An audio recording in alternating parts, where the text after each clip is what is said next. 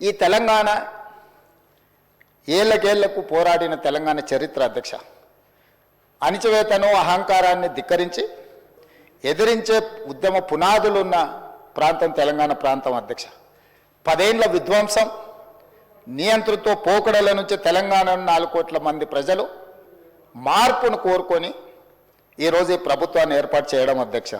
అందుకే ఈరోజు మేము ఇక్కడ ఉన్నాం అధ్యక్ష. ప్రజలు మార్పు కోరుకున్నారు, ప్రజాస్వామిక విలువలను పెంపొందించాలని ప్రజలు ఆశించారు. అందుకే ఈరోజు మేము ఇక్కడ నించొని ఈ ప్రభుత్వాన్ని ప్రజల కోసం నడిపిస్తున్నాం అధ్యక్ష.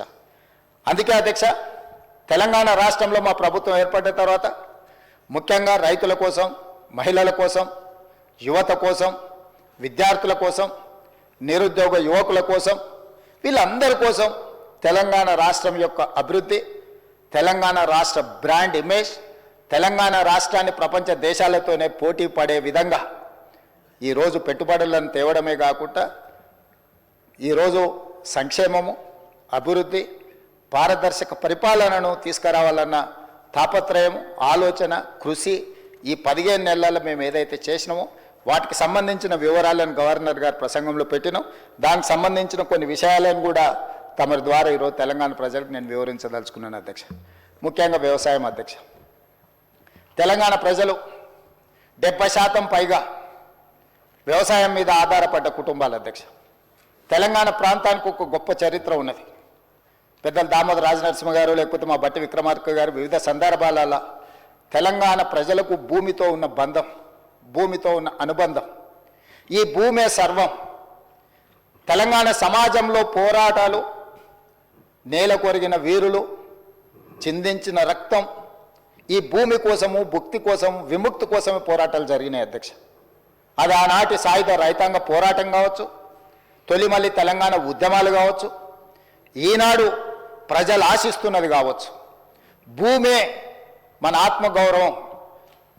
అమ్మ ఎంతనో భూమాత అంతనే. గ్రామంలో మన యొక్క గౌరవం, మన గుర్తింపు, మన భూమి. ఆ భూమిని నమ్ముకొని వ్యవసాయంలోనే పుట్టి, వ్యవసాయంలోనే పెరిగి, వ్యవసాయంలోనే చనిపోతున్న మన కుటుంబాలను ఆదుకోవాలన్న బాధ్యత మా ప్రభుత్వం మొట్టమొదటిగా తీసుకున్నది అధ్యక్ష. అందుకే ఎన్నికల సమయంలో 2 లక్షల రూపాయల వరకు రైతులను రుణ విముక్తులను చేసి, మీరు ఎక్కడైనా చూడండి అధ్యక్ష, ఆత్మహత్యల్ని, కార్పొరేట్ కంపెనీలు లక్షల కోట్లు అప్పులు చేసిన వ్యాపారస్తులు ఎవరు ఆత్మహత్యలు చేసుకోలేదు అధ్యక్ష ఈ దేశంలో. కానీ రైతు 20,000, 50,000, 1,00,000, 2 లక్షలు అప్పు చేస్తే, అప్పులవాడు ఇంటి ముందుకు వచ్చి నిలబడితే ఆ ఆత్మ గౌరవాన్ని చంపుకోలేక, అప్పులవాడు ఇంటి ముందు నిలబడితే తలెత్తుకొని అబద్ధాలు చెప్పలేక ఈనాడు నా రైతాంగం ఆత్మహత్యలకు పాల్పడుతున్నారు అధ్యక్ష. అత్యధికంగా ఆత్మహత్యలు జరగడానికి కారణం రైతులు తెచ్చుకుంటున్న అప్పులు అధ్యక్ష. అందుకే ఏ కార్పొరేట్ కంపెనీ వాడు దాదాపుగా 16 లక్షల కోట్ల రూపాయల కార్పొరేట్ కంపెనీలు బ్యాంకులకు ఎగవేత వేసి, నీరవ్ మోడీలు, లలిత్ మోడీలు, విజయ్ మాల్యాలు వేల లక్షల కోట్ల అప్పులు చేసి దేశం విడిచి పారిపోయి ఇతర దేశాలలో విలాసవంతమైన జీవితాలు గడుపుతున్నారు తప్ప ఎవరు బ్యాంకులకు పన్ను ఎగవేసి అప్పిచ్చినోడికి అప్పు ఎగవేసి ఎవరు ఆత్మహత్యలు చేసుకోలేదు అధ్యక్ష.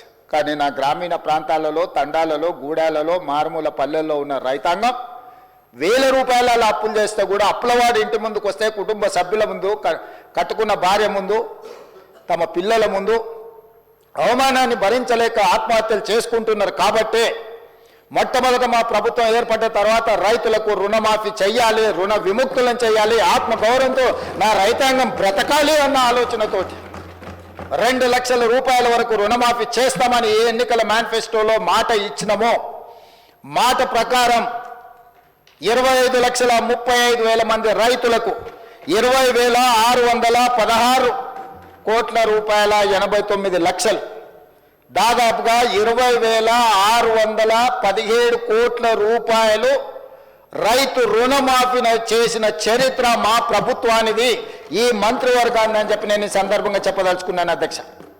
ఈ దేశ చరిత్రలోనే ఏ ప్రభుత్వం కూడా మొదటి సంవత్సరంలో ఉన్న అన్ని రాష్ట్రాలు కావచ్చు, కేంద్ర ప్రభుత్వం కావచ్చు, కేంద్ర ప్రభుత్వం కూడా ఏ ఒక్క రాష్ట్రానికి 20,617 కోట్ల రూపాయలు మొదటి 10 నెలల్లో చేసిన చరిత్ర లేదు. ఇది చరిత్రలో శాశ్వతంగా నిలిచిపోయే ఒక గొప్ప సందర్భము.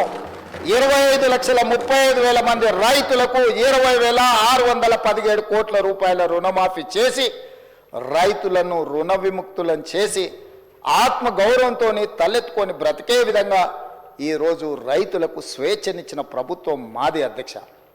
ఈరోజు ఆ రైతులను ఆదుకోవాలన్న ఆలోచనతోని ప్రయత్నం అంతా చేసినాం అధ్యక్ష. అదేవిధంగా అధ్యక్ష, గతంలో రైతు బంధు అన్నాడు, ఎన్నికలు వచ్చినప్పుడే మాత్రమే ఖాతాలలో పడేది.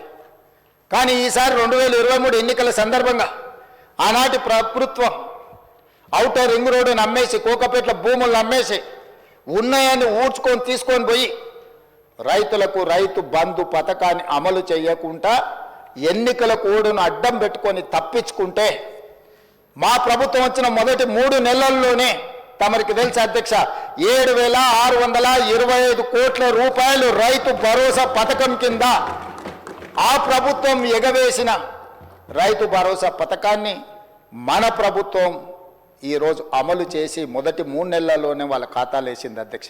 అదే కాదు, ఆనాటి ప్రభుత్వం రైతు బంధు కింద సంవత్సరానికి 10,000 ఇస్తే 10,000 సరిపోదు, దీన్ని 12,000కు పెంచాలి అని రైతు భరోసా పథకాన్ని సంవత్సరానికి 12,000 చొప్పున పథకాన్ని ప్రారంభించి ఈరోజు వాళ్ళ ఖాతాలో నగదు పడతా ఉన్నది అధ్యక్ష. మార్చి 31 లోపల మొత్తంగా వాళ్ళ ఖాతాలు వేయాలనుకున్నాం అధ్యక్ష.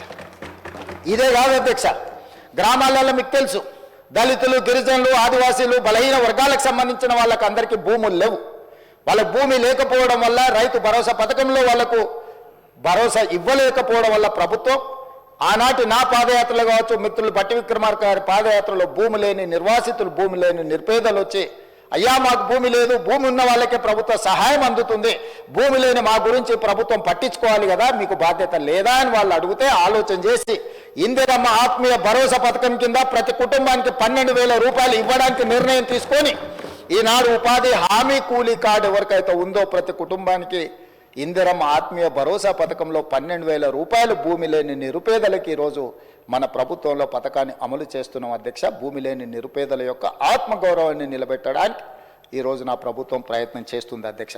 అదేవిధంగా అధ్యక్ష, ఒకనాడు మీకు తెలుసు, ఆనాటి ప్రభుత్వం కేంద్ర ప్రభుత్వంతో కిల్లి కజ్జాలు పెట్టుకొని ఫుడ్ కార్పొరేషన్ ఆఫ్ ఇండియా సేకరించే వడ్లను సేకరించకపోవడం, ఇవ్వాల్సిన బియ్యం ఇవ్వకపోవడం, మిల్లర్లతో కుమ్ముక్కై ఆనాడు సివిల్ సప్లైస్ మినిస్టర్ నుంచి ముఖ్యమంత్రి వరకు మిల్లర్ల ఒత్తిడికి లొంగి మిల్లర్లతో కుమ్ముక్కై ఆనాడు వడ్లు కొనకపోవడం, కేంద్రం కొంటలేదు కాబట్టి మేము కొనం, రాష్ట్ర ప్రభుత్వం వ్యాపార సంస్థ కాదు, మాకు నష్టాలు వచ్చినాయి, 100 కోట్ల రూపాయల నష్టాలను చూపించి వడ్లను కొనడమే ఆపేసి చివరికి ఆనాటి ముఖ్యమంత్రి గారు ఏమన్నారు అధ్యక్ష, ఊరేసుకుంటే ఊరేసుకున్నట్టే అన్నాడు అధ్యక్ష. ఎవరైనా ఒక బాధ్యత కలిగిన ముఖ్యమంత్రి గారు రైతుల కష్టం వచ్చినప్పుడు ఆదుకోవాలి, అండగా నిలబడాలి. ఒకవేళ రైతులు ఆత్మహత్యలు చేసుకుంటుంటే మీరు చేసుకోవద్దు, మేము అండగా నిలబెడతాం, అవసరమైతే కేంద్ర ప్రభుత్వంతో కొట్లాడతాం, మేము వడ్లను కొనుగోలు చేస్తామని చెప్పకుండా మీరు ఊరేసుకుంటే ఊరేసుకున్నట్టు అని బరి తెగించి మాట్లాడితే మేము ప్రభుత్వం ఏర్పడ్డ తర్వాత సివిల్ సప్లైస్ మినిస్టర్గా ఉత్తమ్ కుమార్ రెడ్డి గారు మీరు వరి పండించండి, ప్రతి చివరి గింజ వరకు కొంటాం, అందులో సన్న వడ్లు పండిస్తే 500 రూపాయల బోనస్ ఇచ్చి కొంటామని చెప్పి 1,200 కోట్ల రూపాయల పైగా 1,206 కోట్ల రూపాయలు సన్న వడ్లకు బోనస్ ఇచ్చి ఈసారి పంట అత్యధికంగా పండించి రైతులు ఈరోజు రాష్ట్ర ప్రభుత్వానికి వడ్లు 1,56,00,000 మెట్రిక్ టన్నులు అమ్మి మనకి ఈరోజు పంట పండించారు అధ్యక్ష. ఒక్క సంవత్సరంలో 260 లక్షల మెట్రిక్ టన్నులు సంవత్సరంలో వడ్లని దేశంలోనే అత్యధికంగా ఉత్పత్తి చేసిన రాష్ట్రంగా తెలంగాణ రాష్ట్రం మిగిలింది అధ్యక్ష. ఆనాడు ఎవరు కష్టపడి ఏ రైతు రాత్రి మగళ్ళు కష్టపడి పండించిన వడ్లను చూపించి ఏడ పండినా, అది సూర్యాపేటలో పండినా, అది నిజామాబాద్లో పండినా, అది కరీంనగర్లో పండినా, అది మెదక్లో పండినా ఈ కాళేశ్వరం నీళ్లతోనే ఈ పంట పండిందని ఆనాడు కాళేశ్వరం కథలుగా మనకు చెప్పింది అధ్యక్ష. కానీ కాళేశ్వరం కట్టడం కూలడం 3 ఏళ్లలో అయిపోయింది అధ్యక్ష, 1,00,000 కోట్లు ఆవిరైపోయినాయి. ఆ తర్వాత కాళేశ్వరం కూలిన తర్వాత ఉత్తమ్ కుమార్ రెడ్డి గారు సివిల్ సప్లైస్ మినిస్టర్గా బాధ్యతలు చేపట్టిన తర్వాత రైతులకు మేము ఒక భరోసా ఇచ్చి మీరు పండించిన వడ్లను చివరి గింజ వరకు మేము కొంటాం, మీరు సన్న వడ్లు పండిస్తే 500 రూపాయల బోనస్ ఇస్తామంటే 260 లక్షల మెట్రిక్ టన్నులు పండించి ఈరోజు రైతులకు ఇచ్చింది. కాళేశ్వరం లేకుండానే ఈ దేశంలో అత్యధికంగా ఒక్క సీజన్లో 1,56 లక్షల మెట్రిక్ టన్నుల వడ్లను పండించి ఈ దేశానికి ఆదర్శంగా మన రైతులు నిలబడ్డారు. వాటన్నిటిని కొనుగోలు చేసి 3 రోజుల్లోనే రైతులకు ఈరోజు మేము వాళ్ళ నగదు వాళ్ళ ఖాతాలలోకి బదిలీ చేసాం. ఆనాడు అధ్యక్ష క్వింటాల్కు 10 కిలోలు తుట్టి మీద, తాలు మీద, తడి మీద కొల్లగొట్టి మాఫియా క్వింటాల్కు 10 కిలోలు అని అంటే దాదాపుగా 250 రూపాయలు, కోటి మెట్రిక్ టన్నులు అంటే దాదాపుగా ఎన్ని వేల కోట్ల రూపాయలు ఆనాడు కమిషన్ల కింద మిల్లర్లు ఆనాటి ప్రభుత్వం మంత్రులు గచ్చి కొల్లగొట్టినరు. మీరు చూడండి అధ్యక్ష, లెక్క వేయండి. కానీ మేము వచ్చిన తర్వాత 1 కిలో కూడా తుట్టి, తాలు, తవుడు పేరు మీద తీయనీయలేదు అధ్యక్ష. తోలు తీస్తామని చెప్పినాం అధ్యక్ష.